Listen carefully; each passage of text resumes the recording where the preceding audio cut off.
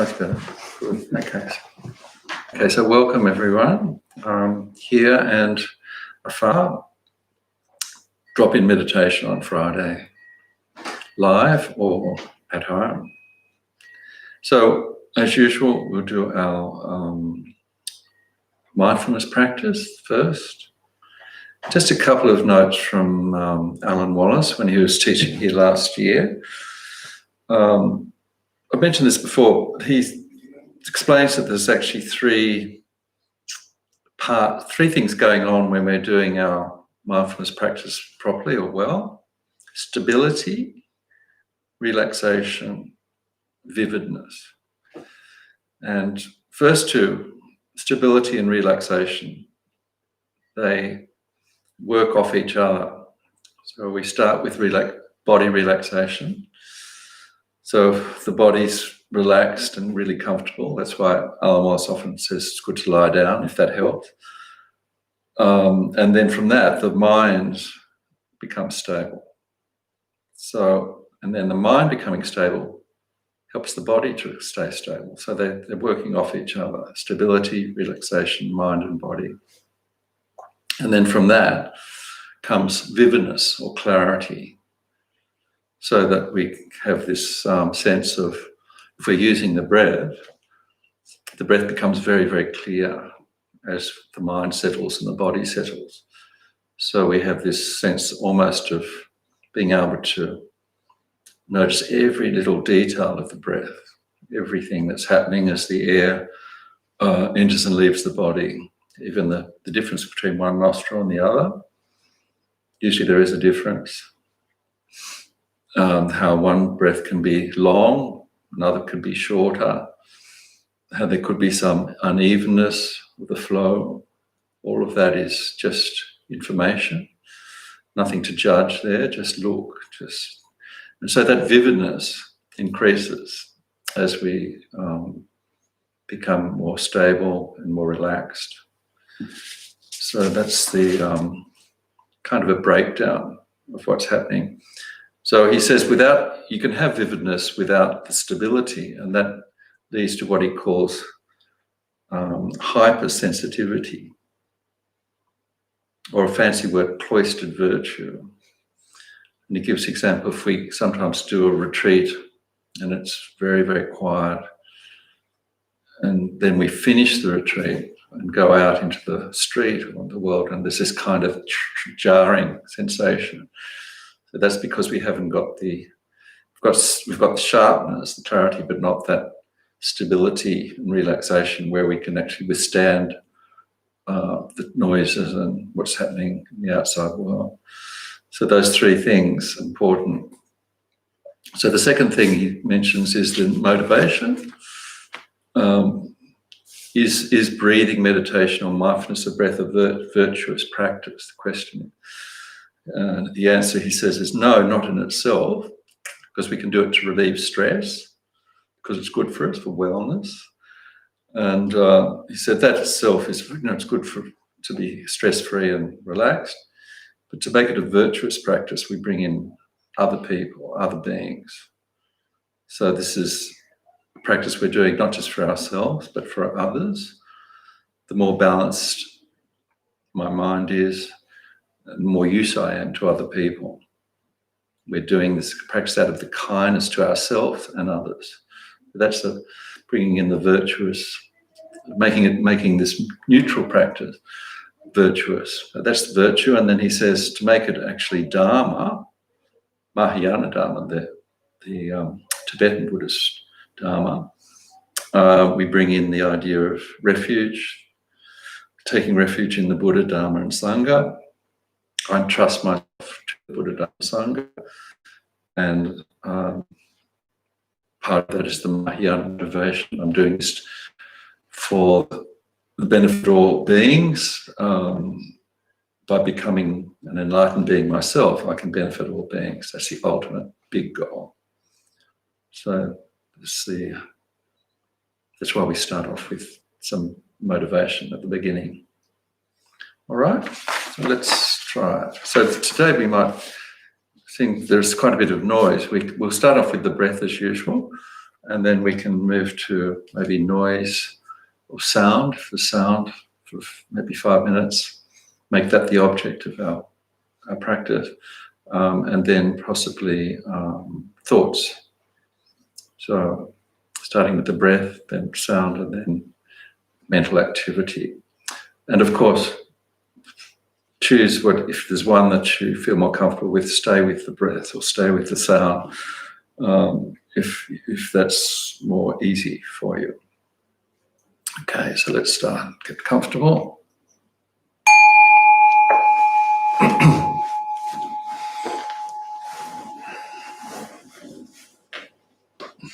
Okay, so now we begin by bringing our attention inwards,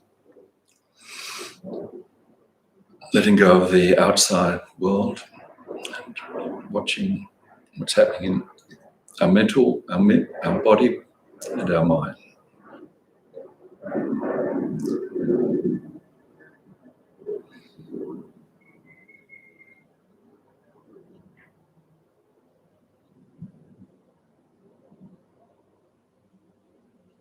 We can begin with our motivation, just setting our mind in a good direction. A moment to appreciate our great fortune to still be in the human body, still be alive, still be able to do some practice.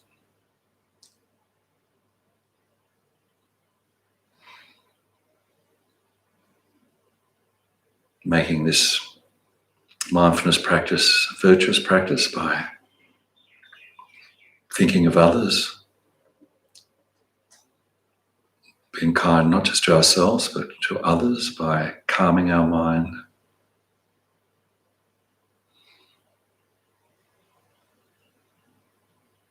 Also, the wider motivation of benefiting all other beings by progressing along the path to full enlightenment, Buddha mind, where we can actually benefit all beings to the fullest extent.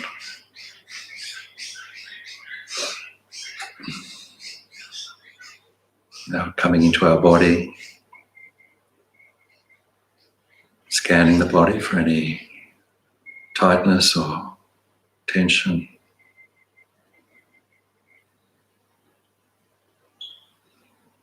Are we evenly balanced? The shoulders resting comfortably, the spine straight.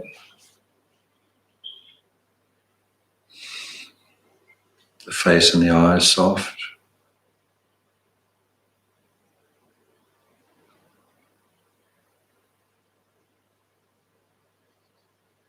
Letting go of holding on to the body and releasing ourselves to the gravity, the earth.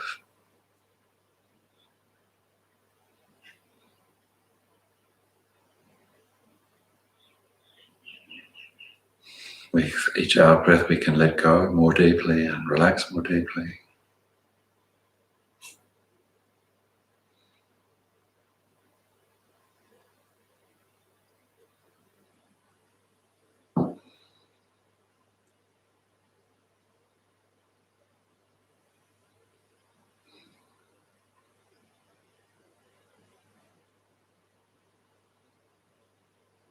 And then gradually give more attention to the movement of the air in the body, the breath in the body.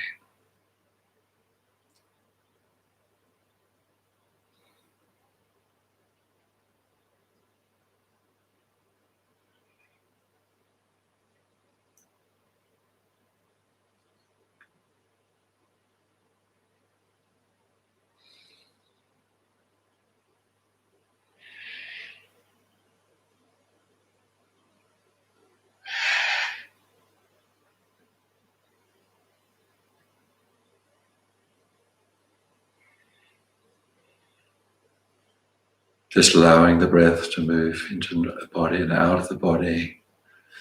Nothing to control. Nothing to change.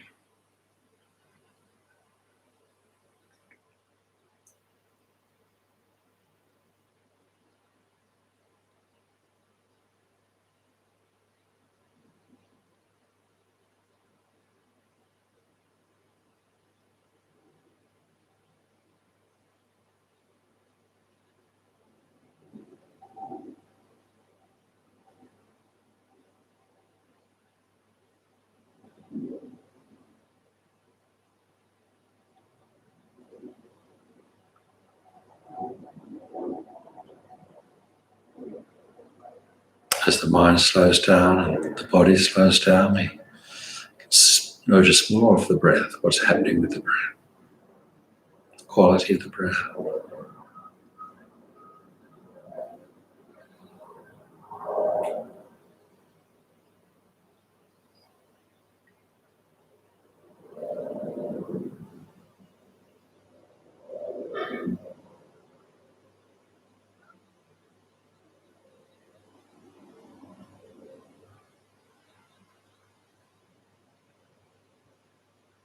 Perhaps choose a point that's comfortable, like the abdomen rising and falling,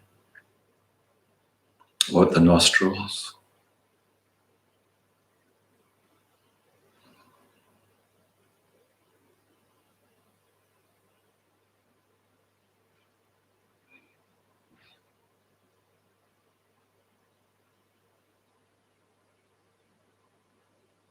Or the whole body moving with each breath.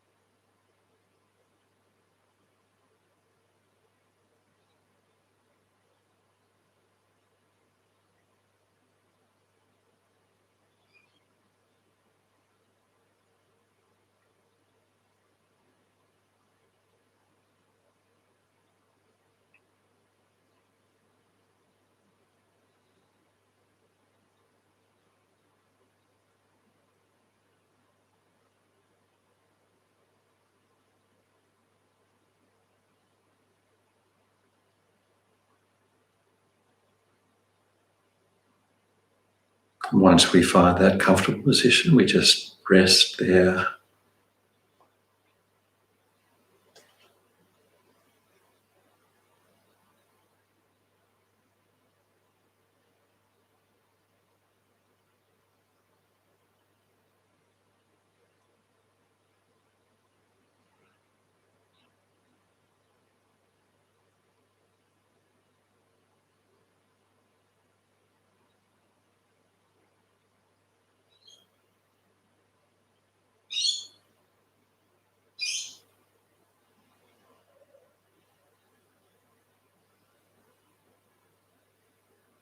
And also part of the mind just watching on, checking, are we on the object of the breath? Have we wandered off?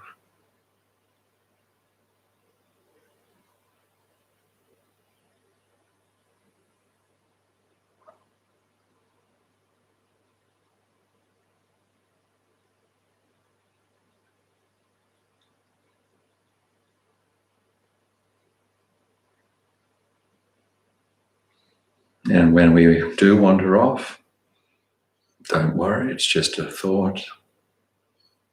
We let go and gently, patiently come back to the breath.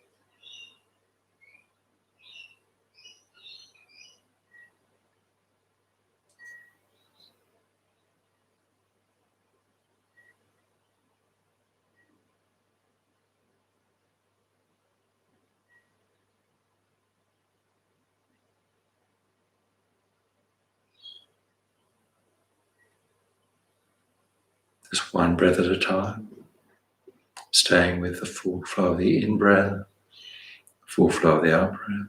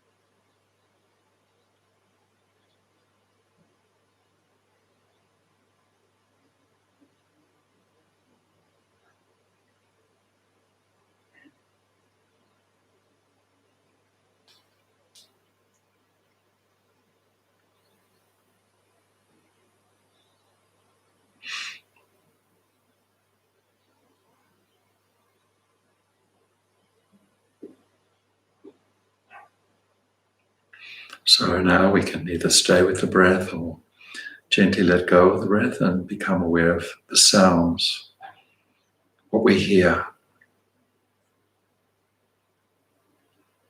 Outside sounds, sounds in the room, sounds in our body. Just what we hear without judging.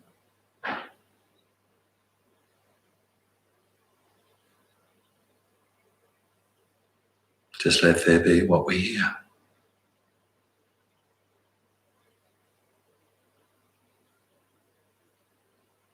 If there's no sound, fully aware of no sound.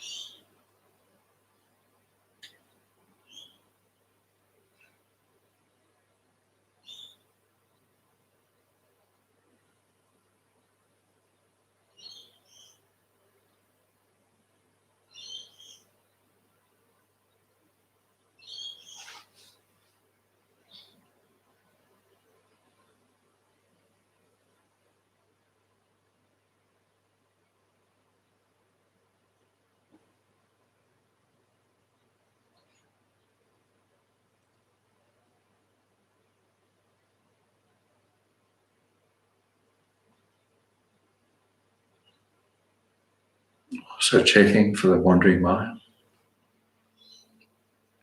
noticing that distracting thought.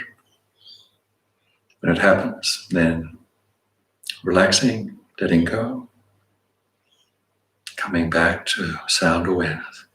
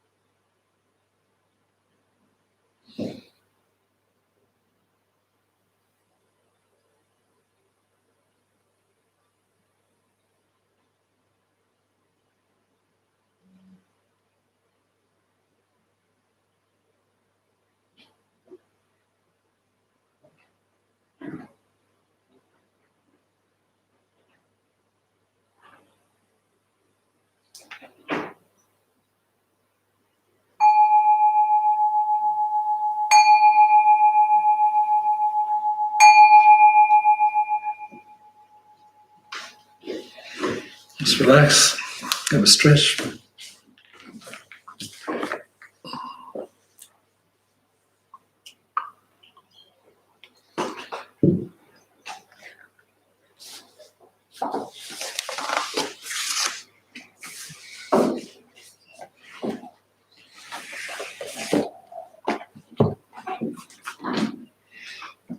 One thing I did notice is with the sound, I was actually seeing a quick vision of the plane. Yes. Anyone notice that? Normally I wouldn't notice that, but it's like the mind's trying to sort of make a story, not just not happy with the sound. It actually wants to reassure, oh, it's the plane, and there's kind of a assumption that what I see with the plane is actually the plane. One time I was at Teachers College, and the natural science lesson, and the lecturer said, "This is what sound is," and he had a bowl of water, full of water, and he had a tuning fork, and he banged the tuning fork, and he just held it over the water, and the water just went everywhere. Right, And like ripples. No, sprayed out. You know, and he said, you know, like that was he was showing us what sound is. You know. Right. We really interpret, don't we? You know, Right, the effect of sound. So just for people at home, Bill was just saying that he saw someone use a tuning fork to put over water, and the water sprayed out of the bowl from the noise of the tuning fork. and that was the demonstration. It was actually showing us what sound is. You know? So we say project onto like the plane that's just going over. Yeah. You sort of get caught up in that. Yeah, even that. We don't remember that our practice for this one is just bare awareness. Yeah. So if we can, the goal is sound, naked sound, Make it sound. without even connecting it with what it is or where it's coming from. As it hits our eardrums, it goes into our brains. And The story. So although that's extremely difficult, when we do make the story, just be aware that we're actually making up a bit of the story. That the little plane I saw generically may not look like that at all. There could be someone out there making sounds of planes. You know, that's possible. Remember, in movies, there's no real plane. There's nothing. We see the screen and we forget about all the wires and all the light bulbs. We're sure that's real. Yeah. So just remember that there's just to actually experience bare sound is incredibly hard to do. And when there's no sound, which I wouldn't normally notice, there is this sound of breathing. Yes. There's always sound. Yeah. It's very subtle. And sometimes your heart. But I can't hear the heart. I can hear the rush of, So it's very good practice. I didn't do the thoughts because there's so much to do with the sound. And can you just repeat the three things that Alan Wall said? What? Relaxation? Relaxation, that's mainly, you always starts with the body, relaxation, but that then helps to relax the mind. Yeah. And so if you use the word stability, he means think both the body and the mind becoming stable. That's sort of settling. And so the mind becoming stable again helps the body to relax. So those two things are working together. Stability, relaxation, and then out of that comes, because there's really clear space, it's vividness. Yes. So hearing the sound very clearly and feeling the breath very clearly, so you can actually notice little things about the nostrils being different, and so that vividness is the heightened awareness, I suppose. Yeah. Thanks. Yeah. So, but of course, he's just breaking it down. When we're doing the practice, can actually not put all those words in there, but just feel the breath. Simply, just breath awareness. Feel the sensation. It's a sense. It's like it's a touch sense. The breath, the touch of the air coming in and going. So, second practice, the analytical meditation. I thought we'd do how the I appears. But this is actually basically a meditation on impermanence and emptiness, how everything is dependent on cause conditions, and there's no actual substance there that exists from its own side. So just how Lamish expresses it's always very profound and simple. He says, if someone's giving you a hard time, your ego starts to hurt. Instead of reacting, just take a look at what's going on. Think of how sound is simply coming out of the other person's mouth, entering your ear, causing pain in your heart. So if you think about this in the right way, it will make you laugh. You'll see how ridiculous it is to get upset by something so insubstantial. That's quite that sort of relates to our just sound awareness. If you can take the insult side of it away, you just hear the noise. Very skillful way of being able to deal with it. We expect things that are, just quote, we expect things that are changeable by nature not to change. We expect impermanent things to last forever. Then when they do change, we get upset. And getting upset when something in your house breaks or shows that you didn't really understand that it's impermanent in nature. With all this talk of the illusory nature of phenomena and non-self-existence, we might conclude that ourselves, others, the world, and enlightenment are totally non-existent. But such a conclusion is nihilistic and too extreme. It's their apparently concrete and independent nature of existence that is mistaken and must be rejected.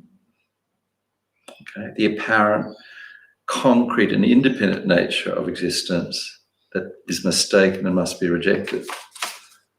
So that's what this practice is. When we look at how the I appears, the first sort of instinctive look at the I is usually that, it's there, it's out there.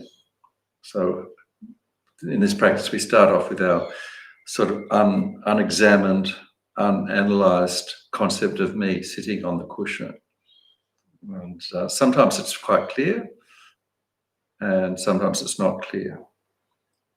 So they suggest if we can't quite find this sense of me, think of time when you were insulted, praised, or perhaps in a life-threatening situation. Okay, and you think, oh, I nearly died. Or, oh, how dare that person say that to me? And so then you've got this quite strong feeling of me. And usually the instinctive thing is that there is definitely someone there who's been insulted, who has had a near-death experience.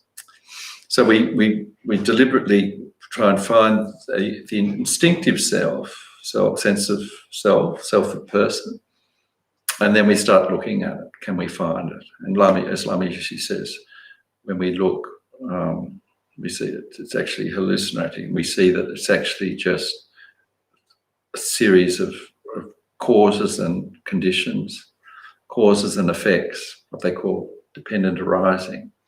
Everything is dependent on causes and conditions. And so we have this conglomeration of thoughts going on, the body, they call the aggregates, the physical collection of parts and the mental collection of parts. And on top of that, we stick the word I, but we actually put much more on that than a label. We actually put something very concrete, solid.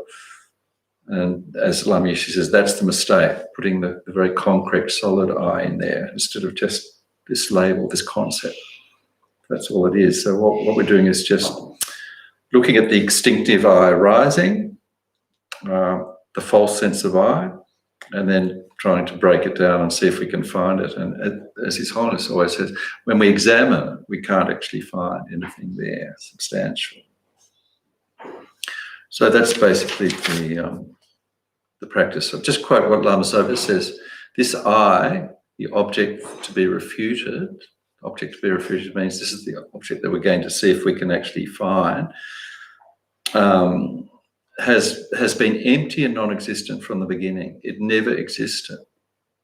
Okay, so this false sense of solid me never existed. But by holding on to the hallucination that the I exists from its own side, we create the root of samsara, ignorance. That's why that ignorance is why I and all sentient beings are born and suffer in samsara numberless times. There's no I or self inside the body. My body is not a solid self, nor is my mind, nor is the collection of body and mind. It is not the self. The I does exist, but only by concept or imputation. Okay, so that's what we're doing. What we're trying to do is just rattle the concrete conception, crack the foundations. That's what I'm trying to say. It can be very powerful. Okay, so let's try it. Let's come into our calm state of mind. Coming to the breath just for a few moments, getting settled, comfortable.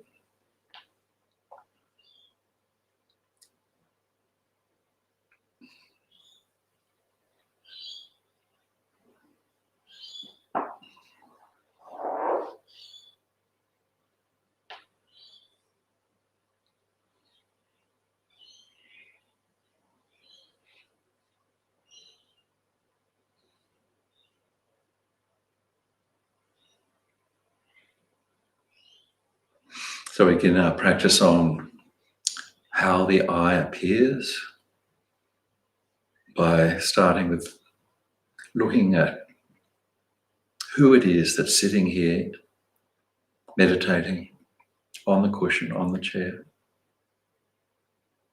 Can we get a sense of me sitting here meditating?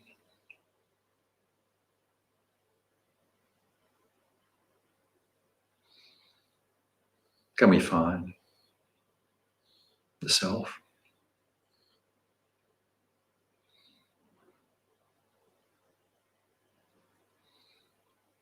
If there's not a clear sense of self, we can remember times where we've had a strong sense of self. When somebody said something very harsh to us, we felt upset.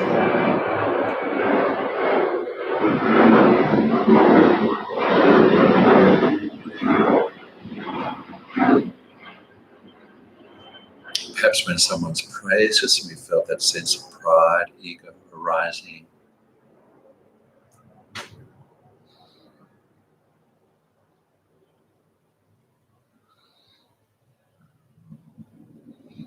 And the third situation where sometimes we've had a very close call with death or very dangerous situation where we felt threatened. Even looking over a deep cliff, we can have that sense of self arising, fear.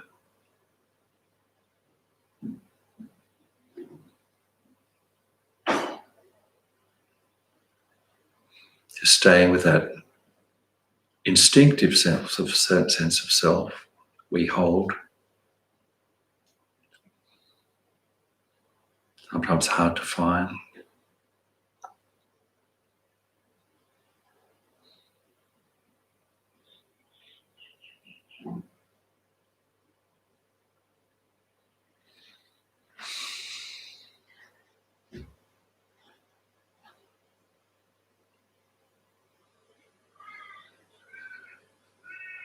Then we start to examine that instinctive self, me, to see if we can find it, starting with the body, looking at, is there anywhere physical in the body that we can find it, in the brain, in the heart, the limbs, the organs.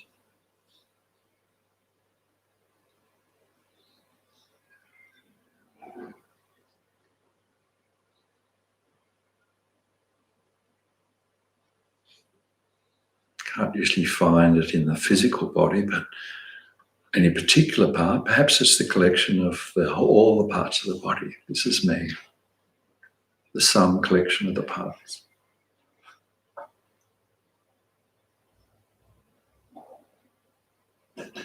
Logically, that's true. It's some collection of parts. As soon as we lose a part of the body, we've lost part of me. Every time we have a haircut, we've lost part of me. Losing the skin, cells of the skin, changing moment by moment. Internal parts of the body changing moment by moment.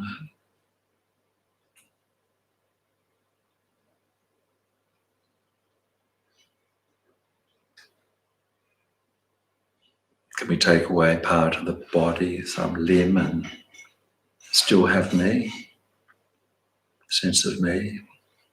If it's only the body, then as soon as we lose part of the body, we've lost part of self.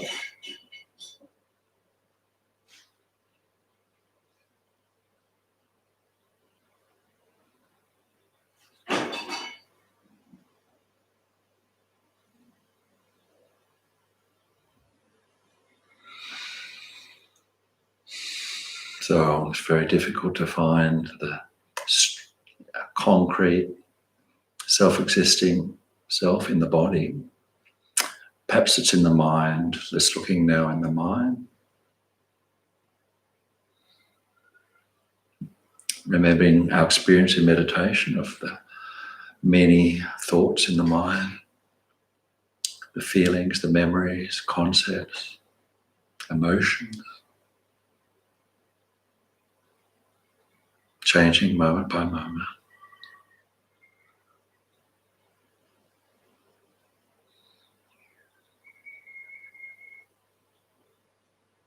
How can that true, concrete, unchanging I exist in there? All these changing thoughts, changing mental consciousnesses. Is it the happy me, the sad me, the neutral me?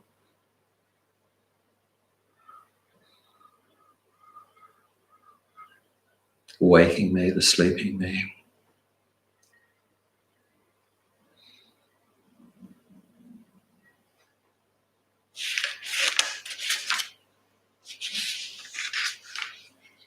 So our analysis can't find a solid me in our mental consciousness. Perhaps it's the conglomeration of physical and mental.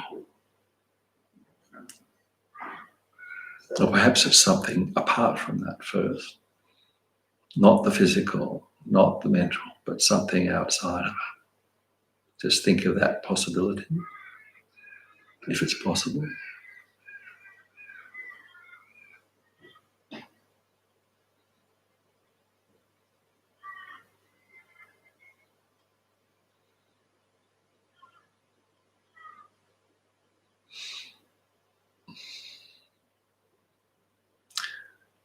So it can't be separate from the mind and body.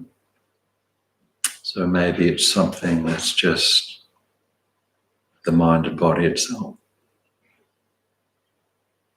But this is something that exists from its own side. Something unchanging, concrete, that we hold on to.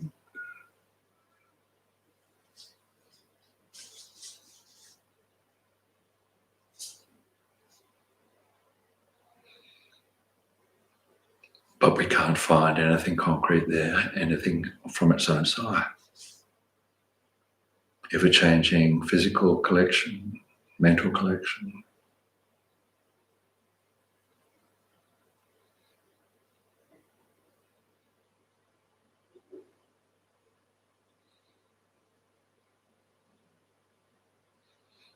And the conclusion is that there is no concrete self-existent I. There is an I, but how it exists is just in concept, just a label.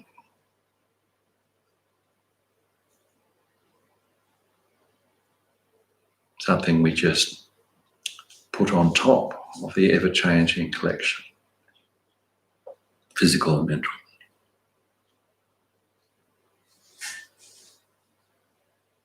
Something that is not independent, but dependent on changing parts.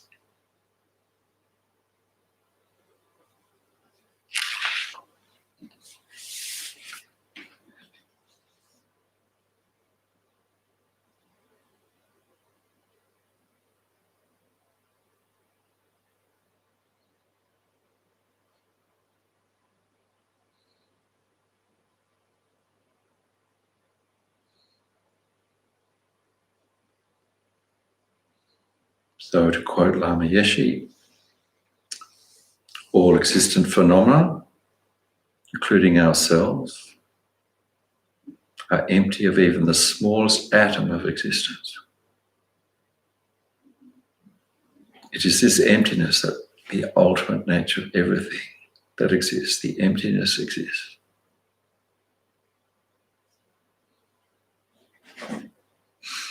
The key during both life and death is to recognize illusions as illusions, projections as projections, fantasies as fantasies. In this way, we become free.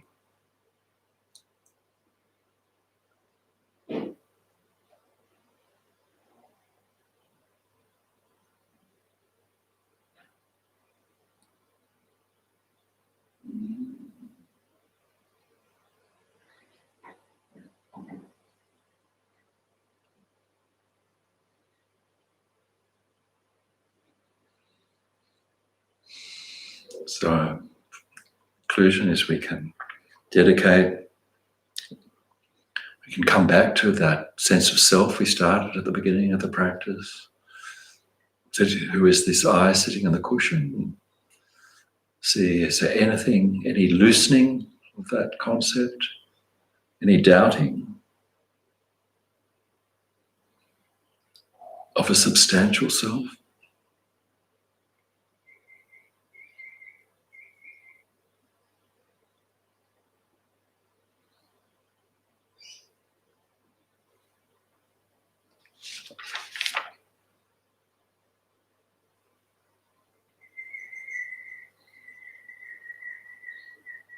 Just doubting, relaxing on our hold of self is said to have an enormous beneficial effect on our mind.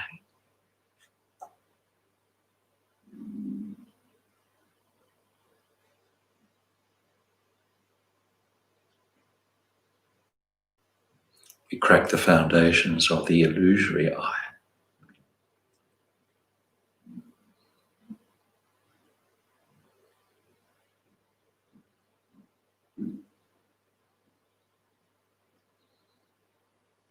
Letting go of delusion.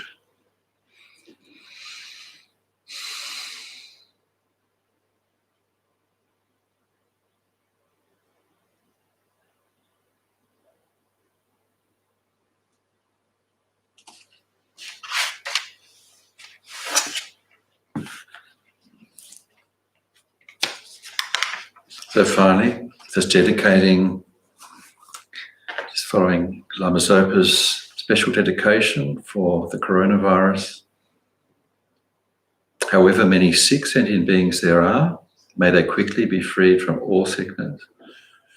May all sickness without exception of all transmigratory beings never occur again. Due to the merits of 3 times collected by me, or the numberless Buddhas, numberless sentient beings, may all wars, sickness, famine, torture, poverty, economic problems in the world, all dangers of earth, water, fire and wind be pacified immediately. May perfect peace and happiness prevail in everyone's hearts and lives. May the Buddha Dharma last for a long time. May sentient beings in this world meet the Buddha Dharma and achieve enlightenment as quickly as possible. Dedicating to that.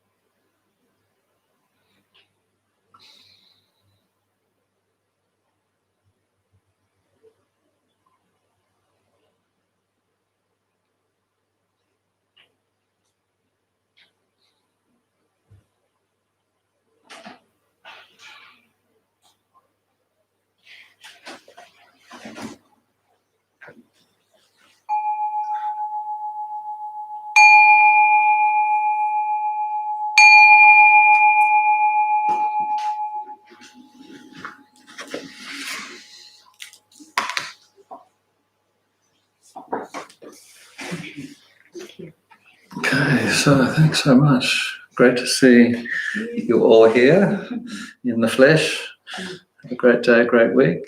And thanks for people at home being there. Hope to see you next week, same time. Have a great week. Thank you. Thank you.